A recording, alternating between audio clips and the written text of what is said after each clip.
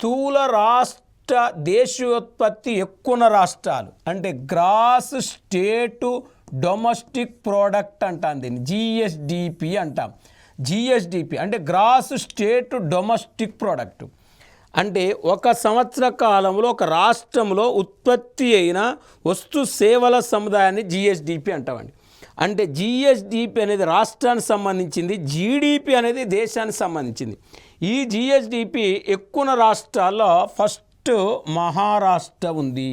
మహారాష్ట్రలో జీడిపి వాస్తవం జిఎస్డిపి 42.67 లక్షల కోట్లు ఉంది మహారాష్ట్రలో. అదే తమిళనాడు స్టేట్లో 31,55,000 కోట్లు తమిళనాడులో ఉంటే, ఉత్తరప్రదేశ్లో 28,09,000 కోట్లు ఉంటే, గుజరాత్లో 27.9 లక్షల కోట్లు ఉంది.